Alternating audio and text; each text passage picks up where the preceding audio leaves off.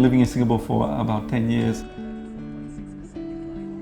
I felt drawn to come to Southeast Asia to share the good news. I felt that God was calling me to be a lay missionary, and I joined the ICP community in the Philippines. We were in Manila, but mostly worked with the poor, and that's also where I met my wife. My wife is from Singapore, so she was a missionary in the Philippines for about 4 years. Eventually we decided to move to Singapore.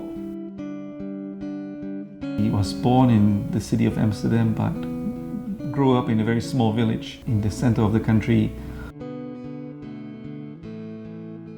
When I grew up in Holland, actually I struggled with learning languages because I had dyslexia. In secondary school we have to learn English and German and French. That was quite a disaster. I think I was always the worst of the class. I failed my English. My first encounter with Singaporeans. Singaporeans, they like to intermingle their English with a lot of Chinese words from different dialects or Malay words. People say, I feel very kanchong or paise. So I remember that I turned to one Singaporean on staff, say, you have any dictionary? I have no clue how to understand these people. Even though they are actually speaking English, but because of the Singlish, it was sometimes a bit challenging. So when I moved to Singapore in 2010, I tried to make it a point to, I don't think I can learn Chinese. I don't think I have the real capacity to really learn Chinese, but at least to learn to learn Singlish, to learn the phrases that people every day use. And I think that by using these Singlish phrases, people tend to connect more with you. It kind of breaks the ice.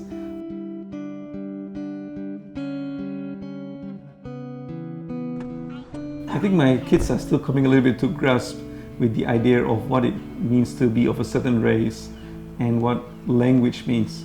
So they still tend to identify race with language. So my kids sometimes tend to say they are English because their main language is English.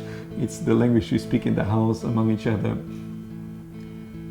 Then they do understand that they are also Chinese. They are aware that their father is Dutch. They're just discovering it. Before I left Holland to go to the Philippines to do a mission, there was a season where I went to a bit of a depression. When I moved to Singapore, it was initially the community that my wife belonged to, which is the Mustard Seed community in the parish of SFX, that kind of became my first home. As we started to meet together, the desire came to start a companions community here in Singapore. And so we started to form this ICP community here in Singapore.